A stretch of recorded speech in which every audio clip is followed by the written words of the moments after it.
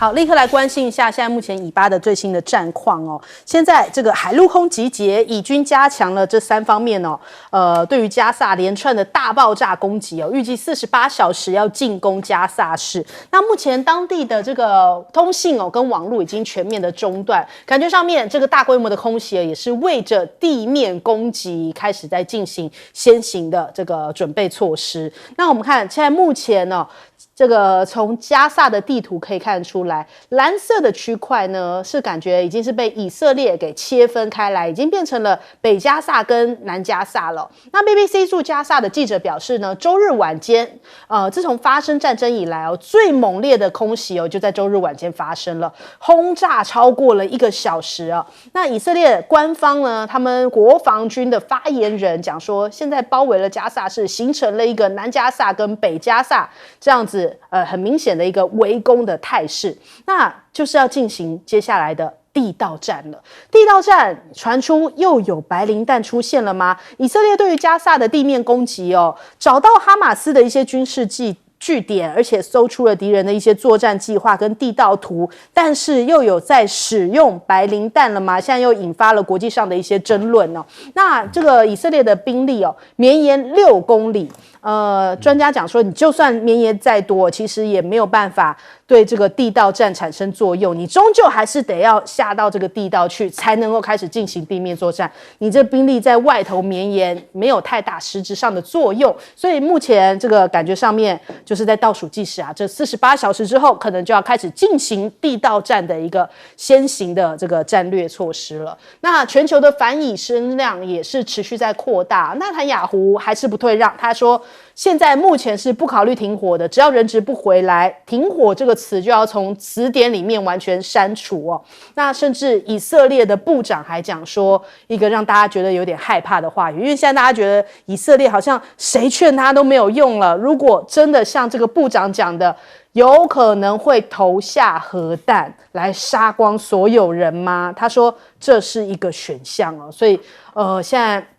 目前这个部长有因为失言遭到处分，但是会不会真的也是以色列的选项之一呢？那再来看看，现在很多国家都纷纷对于以色列实施外交制裁。比方说像土耳其、约旦、巴林，还有洪都拉斯、哥伦比亚、玻利维亚、智利都已经召回了驻以色列的大使，表达他们的抗议之意哦。因为以色列对于加萨人民这些不人道的一种轰炸已经引起了全球的一些舆论跟反弹，所以挺以色列的风向变了。华府这一边有30万人上街头在挺巴勒斯坦的一些人民包含了华盛顿、法国巴黎、英国伦敦，还有土耳其，甚至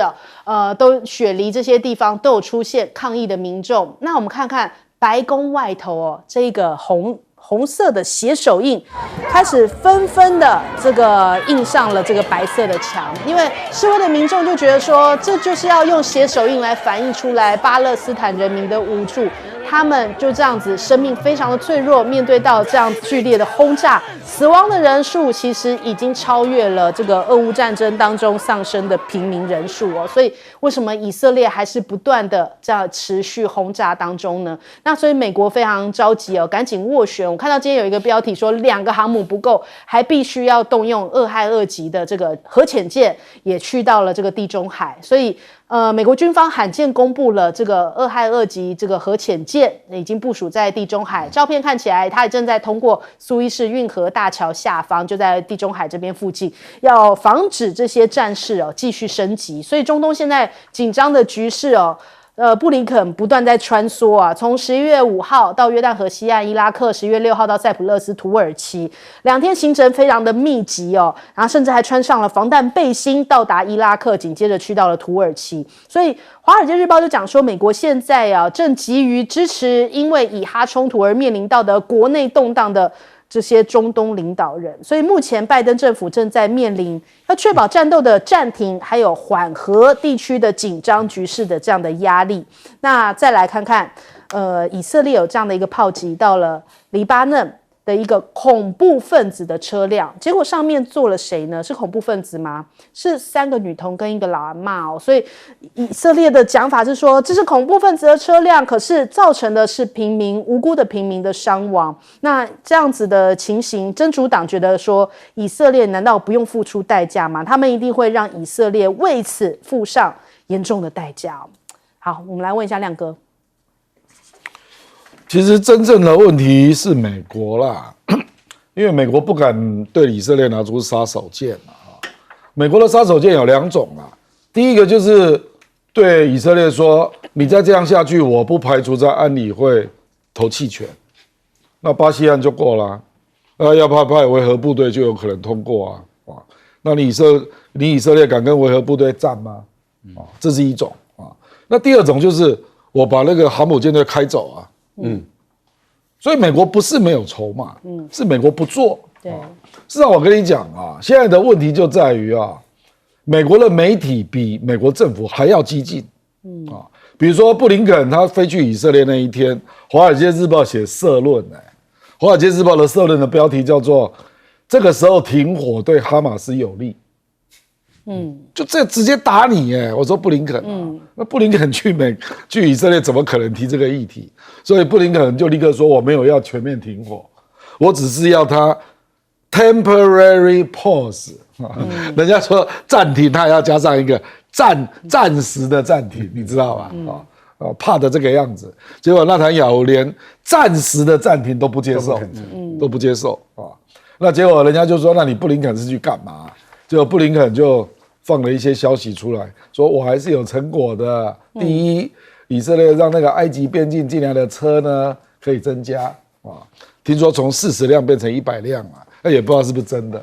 大家要去数一下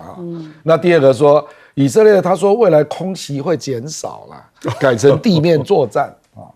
因为空袭就是一定是用那个精准炸弹在炸，现在本来就要进行地面作战。对，那他这样他就跟人讲说，炸那么多天了，我们空袭会减少，所以不会在地上炸一个大坑那要进入地面作战，这样那还是要死人因为地面作战死的人更多，我跟你讲所以等于是一事无成嘛。那他后来又去巴勒斯坦自治政府，又去土耳其，我看也不能怎样，就是因为他背后有力量在拉住他了。坦白讲，就是拜登不敢做决定嘛。事实上，目前民主党是分裂共和党是蛮一致的。因为我看最近的民调，共和党大概70%几是一面倒向以色列的，可是民主党已经分裂了，因为民主党本来就是有多元的族群那所以民主党我看有很多人的诉求，事实上上街的大部分都是支持民主党的人。所以拜登现在心里很苦了，宝宝心里苦不知道怎么办现在民主党支持拜登的民调已经低于70%了，本来都是跟川普一样都高于85%，现在已经降到70以下那上次阿拉伯联盟支持拜登的选民是高达64%，那现在跌到17%所以拜登现在不知道怎么办我说实在，那因为他的最大的特长就是无能嘛，所以我也不知道他怎么办就是因为他手上有筹码，他有杀手锏所以为什么现在大家会开始在看中国怎么办中国事实上没有办法出兵这大家都知道，可是他是11月的安理会轮值主席那阿拉伯国家因为这个王毅也见了那个沙特阿拉伯的外交部长那他们就说我们出来开个国际和会好不好那我觉得中国大陆会去促成大概跟阿拉伯国家啦、穆斯林国家大家开个国际会议。那如果这个东西美国还是不甩，那不排除中国可能会在安理会再提一次案。那如果美国再否决，那我跟你讲，美国的国际声望大概跌到谷底了。好，赖老师。刚提到的是《华尔街日报》支持不能停火，要继续开打。那现在的是《纽约时报》今天的中文版它事实上是从英文版里面翻译过来的中文版，它上面就直接指控，他说巴以冲突引发舆论的世界大战，伊朗、俄国、中国支持哈马斯。《纽约时报》就这样直接下标题，就开始造谣了，然后开始抹黑，也就是说，你支持巴勒斯坦独立建国的，要求立刻停火的，就是支持哈马斯。《纽约时报》，那这代表什么？认知作战开始了。也就是说，直接美国的主流媒体要栽赃抹黑，然后说你只要支持这个巴勒斯坦，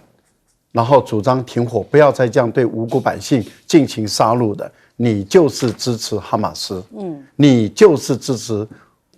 欧美所认定的恐怖主义，就这样子来。那全球都支持哈马斯的，大家都在呼吁停火。121个国家没有错，所以可是你看，这个就是欧美的主流媒体了。那就是因为很多的国家，像我们台湾，很多的国家对国际新闻的报道，绝大部分采用的就是安古鲁萨克逊族的语言，就是英语系的，英美语言的媒体记者，作为我们台湾新闻报道处理的国际新闻的主调。那这样的情形下，他就要开始影响这些以英文作为主调的国际舆论的这些国家，他要开始改变，直接说你只要支持巴勒斯坦，你就是支持哈马斯，你就是支持恐怖主义，就是这样玩。我觉得可怕。那我们现在再看看我们台湾的媒体怎么报道这个新闻，怎么站在美国的立场来看待这个新闻。我很想看看，还好我们的 TVBS 坚定的站在自己的角度，我们来看待这个问题。我觉得 TVBS 了不起，不简单不像有一些好像看起来是蓝营媒体的，但是报道的奇怪，我都常常感觉会精神错乱跟错觉我也不点名是哪个平面的蓝营的媒体反正就是会让我感觉到很错乱。原因很简单，各位想，布林肯出发前到以色列的时候，我有3个任务。第一个就是促成暂时停止军事行动，保护巴勒斯坦人民的平民的安全，这是他要进行人道援助的这样的一个情形，他的任务要完成。结果呢，去了以后说不能够让哈马斯不能够停火，避免让哈马斯有更大的力量，马上变了。出发前跟内塔尼亚胡等他们见了面以后，然后再跑到约旦跟埃及等这些国家的领袖会谈的时候，马上改口了。改口什么呢？那他在演哪一出戏？接着我们看到的情况是轰炸更加的激烈，陆海空军齐轰，也就是对于对加沙地区的巴勒斯坦人民的轰炸更加的激烈了。目前全世界都站起来了，支持巴勒斯坦独立建国，要求以色列停火。但是美国的认知作战、舆论战已经开打了。现在看看台湾有哪一些人跟着美国走，把巴勒斯坦说成为就是哈马斯。好，来请教将军。我认为这个以巴冲突到现在为止刚好满1个月，我认为时间是对以色列是不利的因为以色列对巴勒斯坦人呢屠杀太重今天破1万人了，死亡将近就是这1个月累积下来，今天都大概突破1万人。那以色列当初被哈马斯组织所在第一时间的话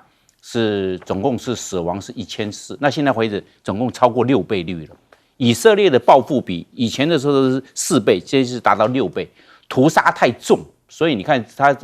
面对后面，我认为他有6个问题、6个压力会随着时间而来。第一个，我认为地道战对以色列未必是有利的，因为旷日费时。地道战的话，对哈马斯组织在长于久地之下，在地道战，我认为它可以据险而守，而且地道错综复杂、盘根错节，未必以色列能够这个大军直入，对以色列这个大军所能够发挥的战力是极为有限。第二个，我认为北边还有黎巴嫩的真主党对以色列产生这方面军事上的威胁，也会牵制到以色列在这个加沙走廊的这方面的用兵的全力用兵在加沙，他会因为他北边黎巴嫩真主党对他是有些军事上的动作，也会让以色列贝多利分。我认为以色列在这一方面所要面临的困境是第二个。第三个，我认为全世界各地示威抗议越来越多了，包含美国。那换句话都是而且这示威抗议的不是支持以色列，在欧洲也好，还在美国，这些示威抗议的都是支持巴勒斯坦，要帮巴勒斯坦，希望他能够这个变成2个国家，能够独立建国，能够这样子，然后以色列退出加沙地区，都是这样子。换句话说，这整个的示威游行抗议都是支持巴勒斯坦的人多，支持以色列微乎其微。但是因为以色列控制了很多的媒体，控制了很多的这些金融，或者是控制了很多的政治，这个西方国家这些政治界，所以在这一方面，以色列是有这方面优势，但是群众的优势是在巴勒斯坦。第四个，我认为在国际的压力，你像玻利维亚跟以色列断交，还有这个中南美洲，也包括了阿拉伯国家。阿拉伯组织有22个组织的国家，然后48个是穆斯林的这些国家，将来都会慢慢的都会支持到巴勒斯坦，都会这个样，会在国际上的压力会对以色列压力会越来越大。第五个，我认为还有240个人质生死不明，这些240个以色列人在这个哈马斯这个组织者手上，这个要不要去救？这个240个家庭会不会对以色列的政府产生这方面的压力？我认为随着时间，随着这个地面战的扩大，会更大的压力对以色列政府。那最后一个，第六个，我认为内塔尼亚胡他的这个民间的支持度不高，目前反对要他下台的竟然高达76%。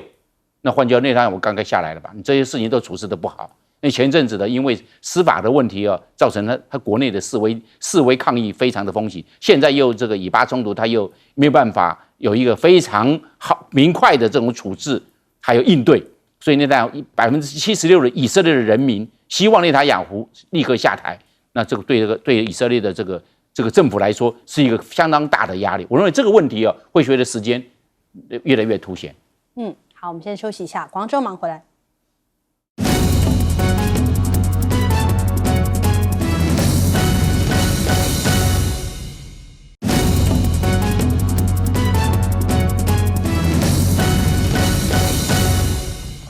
好，欢迎回来，新闻大白话。我们马上来看一下，现在中澳的关系有逐渐的回暖。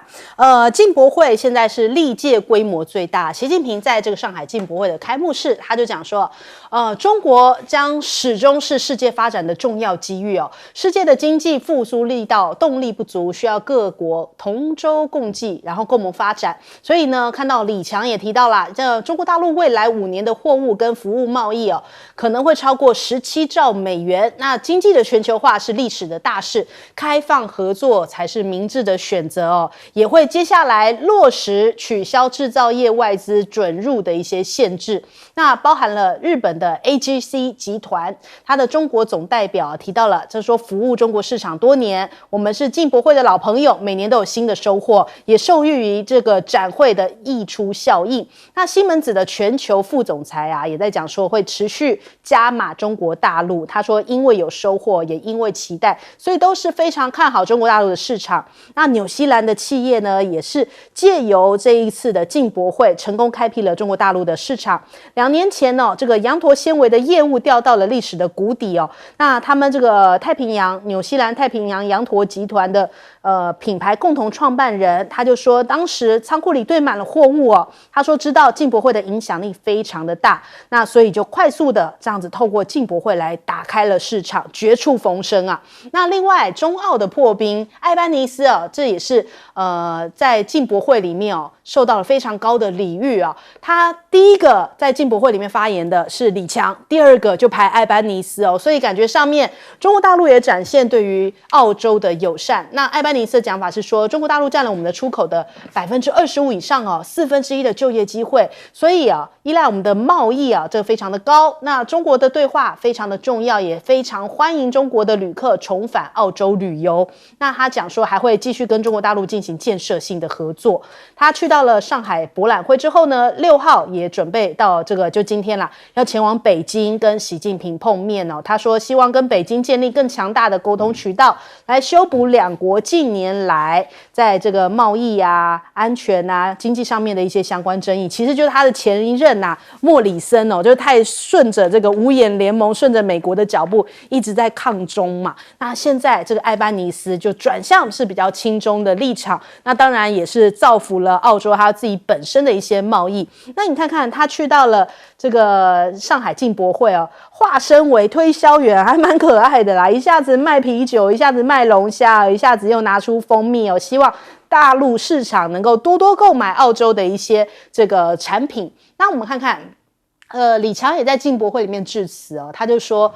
这个美国的企业哦，一直在阻挠别人来大陆的市场，可是自己美国企业却来的很多哦。这一次光是进博会的参展面积啊，最大的面积占比就是美国的企业哦。那蝉联第一还不是只有今年哦，是这几年美国企业都在进博会里面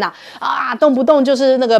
版面啊，跟这个展场面积都是画下最大的篇幅哦。所以你看看中澳的关系回暖是可以期待的，贸易归贸易，但是呢，美国总是去干预别人哦。我可以跟中国大陆做生意，但你不行，怎么会是这种标准呢？所以他就用非常多种方法去干预，还有对于澳洲施加压力哦。那所以现在中国大陆如果能够敲动美国盟友在这些细微之处，就能够降低跟美国抗衡的一些成本。那反过来看一下，美国一直在对别人使绊子哦，那自己本身的状况搞得如何呢？现在拜登恐怕很着急哦，因为过去呢，民调显示出来，这是《纽约时报》的民调显示哦，过去在2020年支持拜登的5个摇摆州哦，这个亚利桑那，然后内达华、密西根、乔治亚跟宾州哦，他都是领先川普，所以后来拿下了这个总统大位。但是今年这5个州的支持度通通反过来，在下面2024的这样子的支持度哦，你要支持拜登还是川普？现在看起来川普都是高于拜登的哦，每一个州都是如此哦。所以以往决胜负的这些摇摆州，今年看起来好像都比较倾向川普，这是不是一个非常大的警讯呢？这首先我们来问一下亮哥。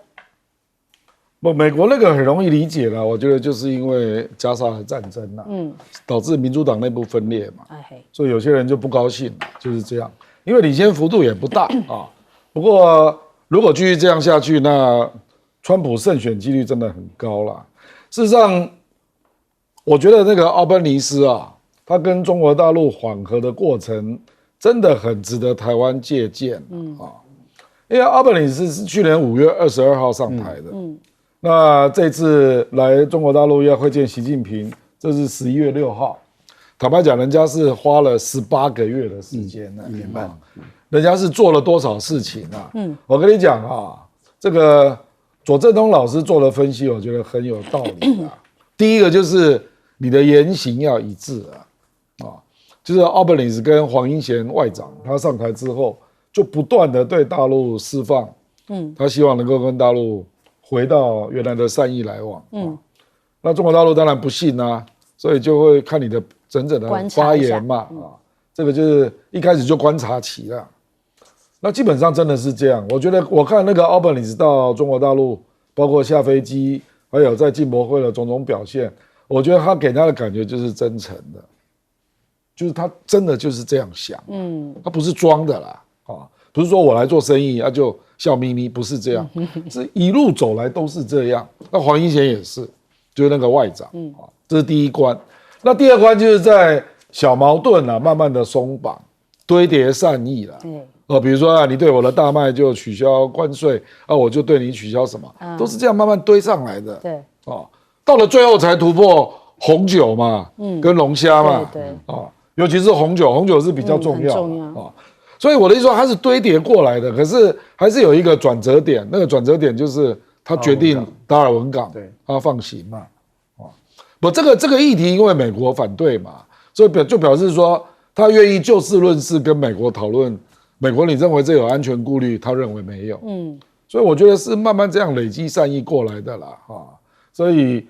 赖清德去研究一下艾本尼斯啦，不要整天空想要跟习近平吃饭，人家做了多少事先从你那个胡说八道改起啦，什么九二共识就是1国2制，连国台办都说不是了，你还要硬凹，对不对？好，来问赖老师，这个郑亮还寄望于赖清德，那个言行如一。我怕他当选这个实在是要赖清德言行如一，实在是不容易。我觉得要民进党要蔡英文他们言行如一，真的是不容易了所以我觉得，被骗太久了，真的是不想再被骗了。我个人是认为是这样的，因为中国大陆确实是一个非常非常特殊的、特别的一个地方。或者我们说是一个这样的国家因为两岸之间本来就是同一个国家那有时候我讲他们是地方，有时候讲我们台湾是地方好，那不管如何，它很特殊，它的中等收入超过美国的中等收入的，所以它在这个高端的产品有上亿的消费市场，这很巨大。然后在终端的产品也有好几亿的消费市场，然后在发展中的这个产品也有几亿个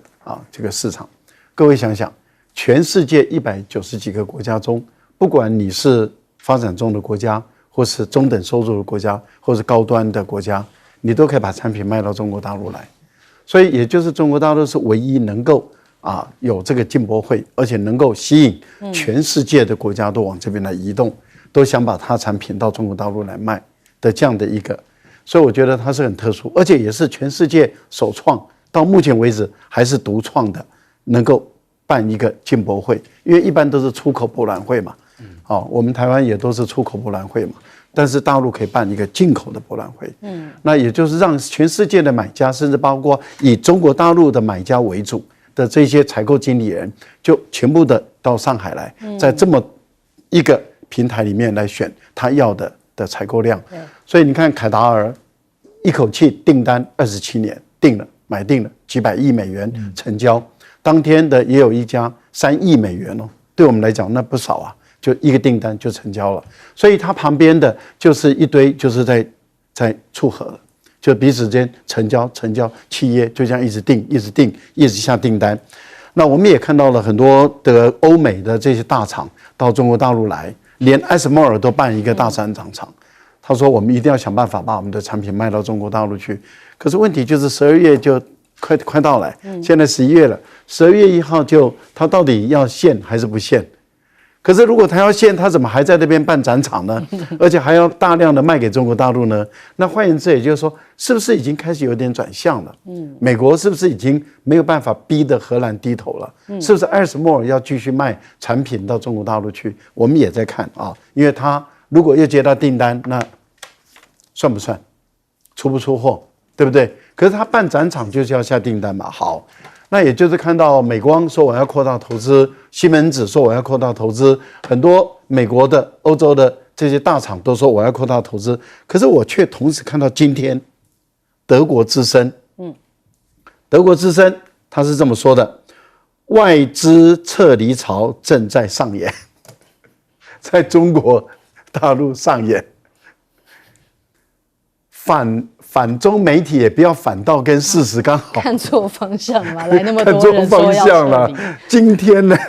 大家看到的就是外资涌进来，然后呢，要在这个地方投资，要在这个地方卖东西。艾班尼斯开心到不行，然后说好棒棒，好棒棒，我来了。然后结果你的标题是外资撤离潮正在上演，撤离中国。反中要反到跟事实相结合不要跟事实刚好背离。他是叫大家快走，他自己去。对，我是觉得这真的是德国自己去。这个德国之声你去看看你的西门子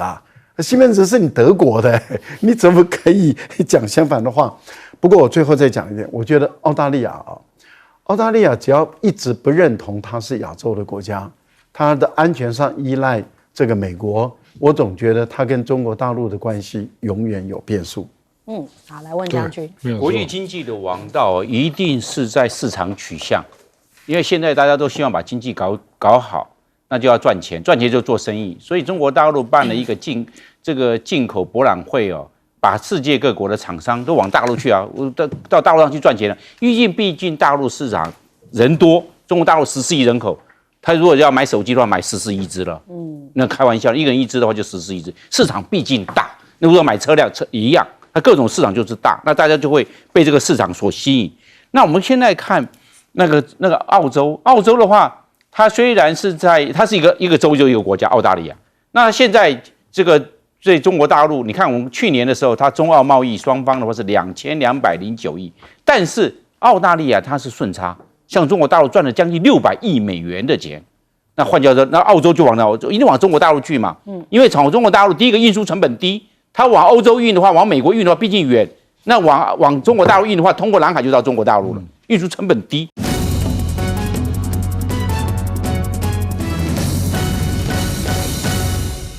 欢欢迎收看《新闻大白话》，我是主持人翟轩，马上来欢迎一下这个阶段加入我们讨论来宾，耶鲁政治学博士郭正亮，大家平安。国际事务专家赖岳谦，主持人好，观众朋友大家好。前空军副司令张延廷，主持人好，大家好。好，韩式京剧再度连发了，看到他这个站台侯友宜。然后韩国瑜京剧再连发，真的让这个媒体上面全都是这个韩国瑜的版面。我们来听一下哪些京剧把他打成卖国贼。小文，这个马文君是小咖，韩国瑜是大咖。2020年我选总统，韩国瑜是最大的卖国贼，冒出一个26岁在澳大利亚、澳洲一个王立强，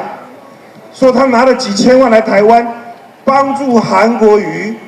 韩国瑜选上之后要出卖台湾，全世界的新闻1450发疯了。选完了，一个屁也没有了。这个王立强就是猪八戒，选完了，一个屁也没有了，人不见了。现在千军万马打一个马文君，要做马文君的后盾，变成南投县的超级玛丽，好不好？好。我哪有说，我都说好，所以我们看到这个韩国瑜，他讲到了，男人最骄傲的6块肌那台湾的未来也是6块肌，一定要支持侯友宜市长。但是现在很多人也在呼喊说，韩国瑜是不是可以在这场选举当中也可以扮演一个重要的角色呢？比方说，巧心讲应该让韩国瑜列在不分区立委的第1名未来争取立院龙头角色，那也让这个民众党也是可以认同的这一个人选。民众党本来跟韩国瑜也是有这样子的一个交情在嘛，也可以带动国民党的选情。那游淑慧的讲法是说，柯粉认同就是如果他们认同是一个运气，但现在更重要的是国民党要找回韩粉。那我们看到张思刚也讲大家对于韩是很有期待的，希望能够在选举当中扮演重要的吸票机角色。所以今天中时这个标题急死太监的蓝白合，真的现在很多蓝的也好，白的也好，支持者都很着急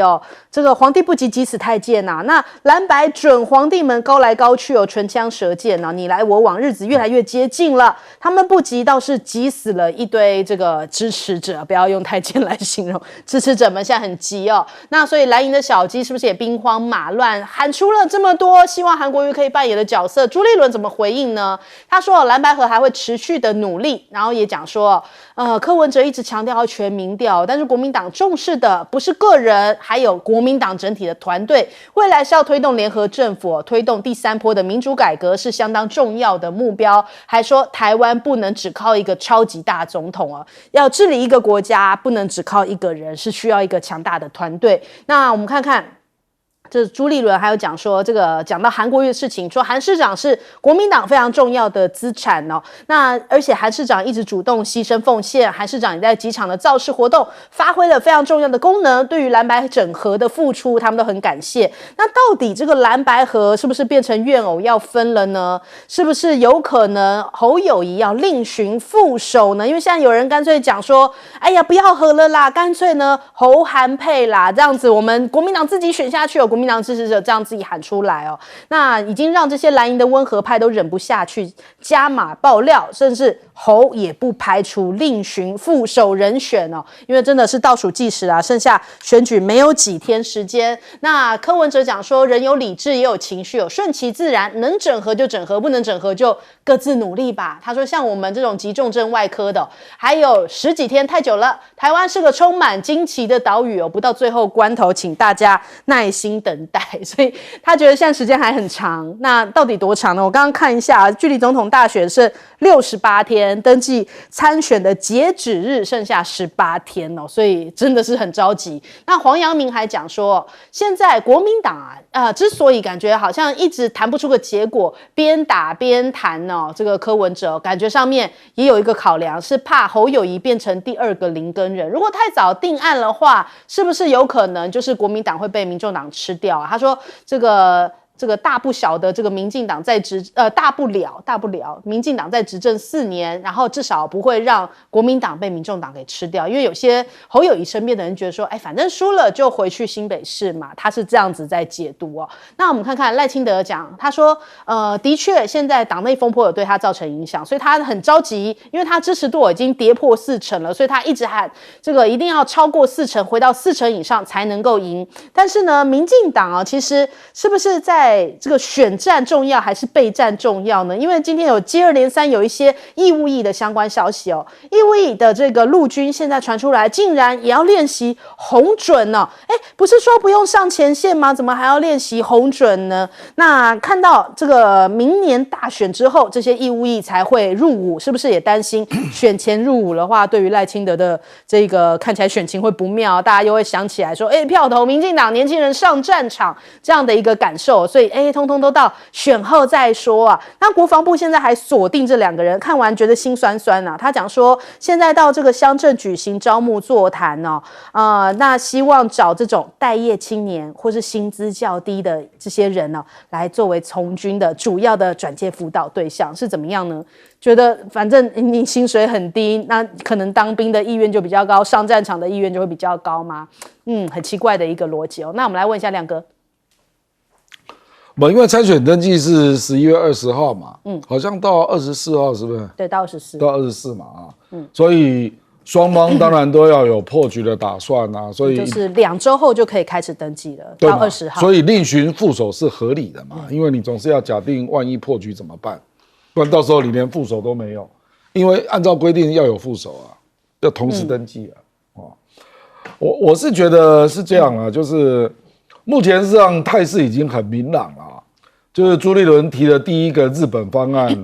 那民众党就说69-11，这个太明显了嘛。那柯文哲要让3%，国民党也觉得这个让人家太没面子了吧所以可是因为大家都执着在这2个就觉得是两边都提出一个让对方没有办法接受的方案，可是漏了朱立伦上有提第2个方案。朱立伦第2个方案叫德国联立方案我真的建议大家好好想一想这个方案，尤其是民众党就是第2个方案就是候选人占一半，政党支持度占一半，那政党支持度小党也不一定，那个政党支持度不高这不一定这个政党搞不好也比较有作为，因为我看过很多次民调。民众党的支持率也有高过国民党的时候，当然也是变化的啦，可是绝对不是69-11啦，因为国民党大部分的成员也是中党爱国的，所以不可能有什么不记名就会客观中立投票，这个不太可能所以我是觉得说，大家就不妨朝这个角度想，因为这个是朱立伦的提案嘛，就是候选人占一半，政党支持度占一半因为我还是要回到。这个做政治最重要还是行政权说实在了你看现在的状况你就知道了嘛。赖清德连的故居都可以跟你扯半天那个语法不合这么明显，那你还要在那边凹到说我想念我爸爸啦，我爸爸留贫穷对不对？那么贫穷啦，我当然知道你对爸爸有感情嘛，你是苦学出身都很了不起，可是对不起这是2件事连法律都要凹吗？对不对？黄国昌柯妈妈难道不爱他的房子吗？人家不照拆，对不对？我的意思是说如果你去看这种事情嘛，这个就是因为他有政权嘛，他就可以这样搞你。我就是不要不然你去怎样？你去告我所以然后这个未来他以他这种个性，连故居的法律都不遵守，那他未来会像蔡英文我看也是一样，700多天不开记者会吧，就都随便他也不一定要到立法院就你去想一想嘛，就是我们现在的所有的这个台湾的治理的出了问题，当然是行政权出了问题嘛，就行政权不理你嘛，所以我的毕业论文可以30年封存，不然你要怎样？你咬我看谁咬得赢就这样搞嘛，政治可以搞成这样，对不对？所以我坦白讲，只有行政权是真的啦，其他都是虚的啦。而且行政权直接影响到明年两岸的紧张程度了，哇，这个大家都知道的事情嘛。那难道双方不能够？我觉得国民党已经提案了啦，就是不然候选人一半，政党支持度一半。所以我觉得民众党真的要好好考虑啦，就是你搞到最后破局，就算民众党拿到10席不分区，好不好？那也只有113席的1/11不到，对不对？那能够发挥多少作用？你了不起就是在关键少数的投票会有一些作用啊，可是你不可能主导法案嘛，这大家都非常清楚。我当了10年立委，我又不知道，小党在关键法案上啊，你是不可能主导的啦，你顶多就是因为你是关键少数，所以有一点这个附带的意见，让人家把你纳入，大概就这样而已啦。你要做大改革，不可能做到嘛，所以你还在讲我要改变政治文化，没有行政权，政治文化都不可能改变啦，就是这样。所以我建议大家真的还是要回到基本面啦，就是怎么样想办法大家合作啦。好，来请教赖老师。有些候选人他们喜欢这个韩国瑜来帮忙，我觉得这个都是他们自己的选择，也都不是坏事情啊。那也就是说，如果他们认为对他的选情有帮助，请韩国瑜来帮他们助选，那能够提升他的支持度，我觉得都很好。但是我觉得还是有一个分际，那个分际就是说，这个人事权啊，还是党主席的权利。党主席跟中央委员、中常委啊，他们的权利，不要随便去点将，不要随便去碰触到党主席的这个人事权。就派谁当官，派谁当官，那好像每个人都想当党主席，等等当党主席以后，你再来派会比较好一点啊。所以我觉得不适合，只要不是党主席跟他的这个决策小组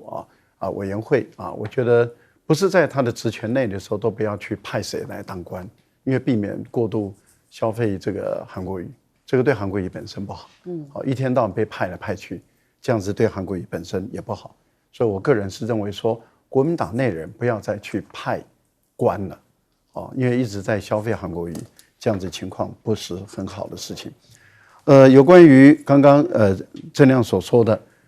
各种投票的选项。其实，在政治的逻辑上都是可以通的，也就是说，不管哪一种模式，但问题就在于这2位党主席跟相关的人，那就是3位了，加侯友宜，能不能接受？我觉得这个关键是在这里。那采用日本模式，柯文哲认为这个怎么可能？采用德国模式，柯文哲也可能认为这不合逻辑啊，为什么？因为他说。这个德国是内阁制啊，所以他们常常都是联合政府，因为从来没有一个党能够独大，那没有一个党能够独大，都是联合政府，所以创造了这样的一个模式。可是他会觉得说，我们的宪政体制，而且我们的宪政体制，我们的总统是一人独大，权力大到不行，而且呢是有权无责，就是我们的总统所有的权力都在他身上，因为这是一个真正的民主独裁制。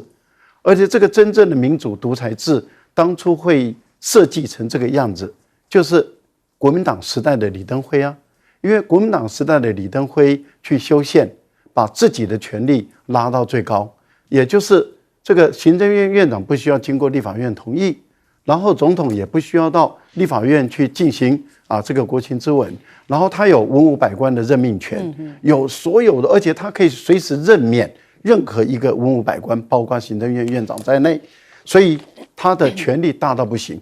例如说，现在的蔡英文就是充分利用这个宪政制度的保障，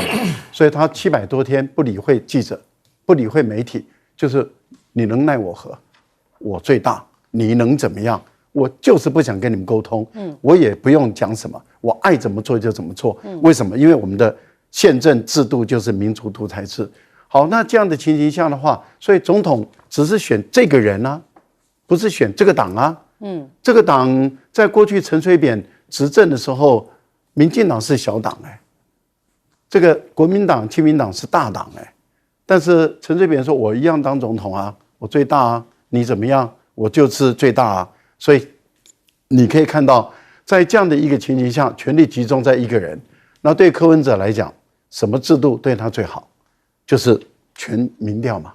全民调对他最有利，那他当然就坚持全民调。可是对于国民党来说的话，全民调对他并不是见得是最有利啊。所以采用的就是政党一半，然后这个个人一半。可是对柯文哲来说，我们的宪政体制不是这样规定的。宪政体制是立法院或是行政院，其实也有无所谓了。反正我总统说了算，你也不敢让我预算瘫痪嘛，瘫痪责任在你嘛。所以我觉得在这样的一个情形下，我们的宪政体制又把我们的这个政党的游戏规则又僵住了。我觉得如果各方都不愿意妥协，那就是玩下去，玩到底嘛。玩到底，那鹿死谁手？现在就是想办法让这个赖清德不要超过3成嘛，这就是唯一你们能做的。如果你们真的都不想和，那你们现在唯一能做的就是想办法让赖清德跌破3成。那这样的话，谁都有机会了。好，来问将军。对，那个朱主席讲说韩国瑜是最重要的资产，我认为韩国瑜从这方面来看的话，他是比较豁然大功哦。你看他把他这个竞选总统的在上一任的时候，他的整个选举补助款通通捐出来，我看其他的候选人没有一个捐出来，都放到自己口袋去了，然后又是成立基金会，变成自己的账房，养那些他自己的这些选举的人马，都变成这个样。韩国瑜他1块钱都没留出来，都没有留下来。通通捐出去，我认为这个对任何一个政治人物来看，这个非常少有。我看从这个角度来看，因为每个人都爱钱，政治人物每个人爱钱，他把这个钱通通，其他的人候选人通通把钱留下来，留用下来了，他把钱跟钱都捐出去，1块钱都没有留下来。我看他真的算是严以律己，宽以待人。我认为韩国瑜从这一方面，他把钱看得不重。因为很多候选人，我看把钱看得很重，在一选上之后开始捞钱、污钱，变成贪腐，拿到权力了嘛，拿到权力就去弄钱去了，太多了，我这个案子太多了。所以我们看民进党一执政之后，把特侦组先废掉，特侦组专门办这些大咖、这些贪腐的大官，一废掉之后，这些大官有恃无恐，开始他们大捞特捞，捞了几百亿、几十亿、几百亿这样子。我看这样，我认为也要这个民进党在这一方面贪腐太严重了，已经要7年执政了，结果都变成贪腐之政，太腐败了。我这样来看。另外，我们来看兵役制度，兵役制度，我认为现在是一个非常大的问题。为什么？遇到3个障碍，然后都在粉饰太平。第一个，走的太多，去年4000多人流失掉了，打报告不干了，走了，退场机制跑掉了。今年大概要突破5000人，那你这样子招都招不到，这个退场机制跑那么多，你这个军队怎么有战力呢？目前剩下155000人，你怎么样发挥这个战力？到历史的最低的点，破纪录的最低，这样没办法。第二个，我认为募得太少，没有办法募。你看现在降低标准了，希望这些薪资待遇比较差的到军队来，变成降低的很多标准，身高标准降低，男生女生都降低。现在这个从薪资地方找那些可能比较社会上的边缘人过来这边做自愿役，我认为这个问题非常的大。你军队要重质不重量，现在质都不管了，量也不管了，你这样怎么打仗啊？所以我认为这个目前兵少官多，军官士官加起来11万多人，但是目前士兵只剩下4万多，就有官没兵这个状况严重失衡。所以我认为要去面对问题，不能粉饰太平，先面对问题，再解决问题。好，我们先休息一下，黄之后马上回来。